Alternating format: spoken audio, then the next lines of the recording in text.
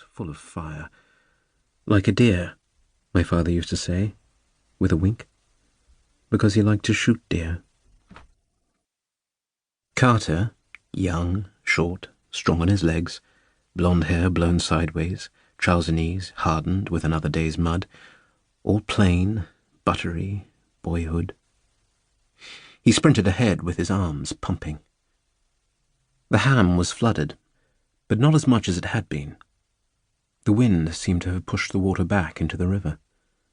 Above us, a huge, fast sky that'd be blue when the sun rose, and everything but the wind was wet.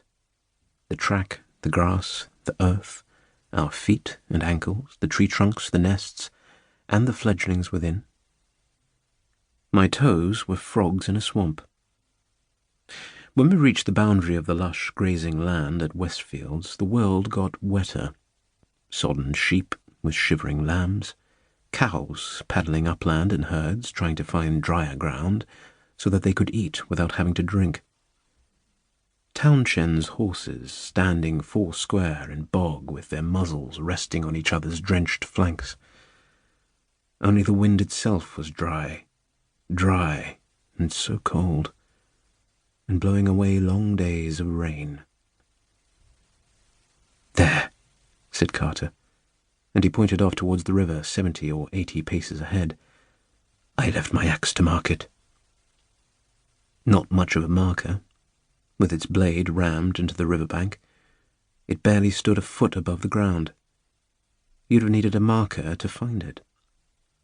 But Harry Carter had young eyes and his mind was focused on nothing else, just that axe, and that bit of river that had delivered up a poor old rag of a dead man.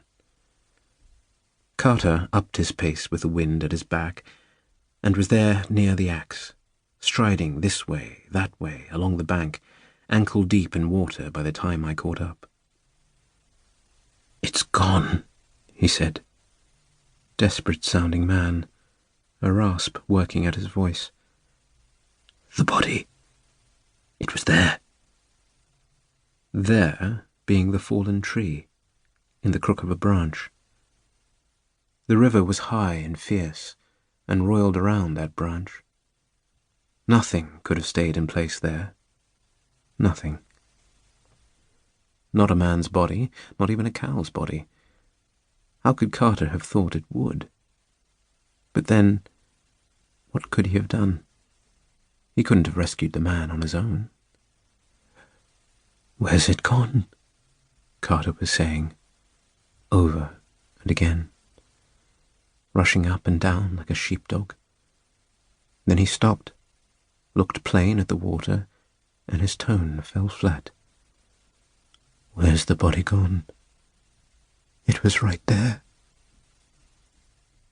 My once white alb was soaked and muddy, almost knee-high, and I felt something like defeat, because I'd have to ask Carter now, and I didn't want to have to ask.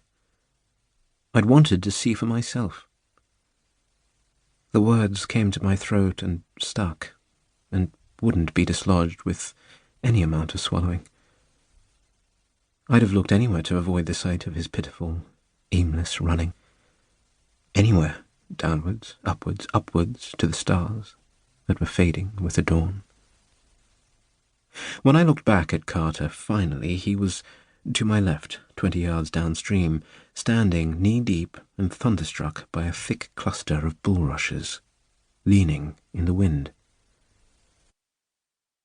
Only then, coming closer, did I see he was holding something of brightish green, a piece of cloth or clothing, which he lifted feebly. A shirt. "Found this there," he said, a curt flick of his hand towards the bulrushes. Just hanging there. So then, I didn't even have to ask the question I hadn't wanted to ask, because the shirt made it clear who the drowned man was. We both knew who owned it. Even in the poor light, that shirt belonged to one man only. Everybody else had beige shirts, or brown or grey of a wool that had never managed to look unsheeply.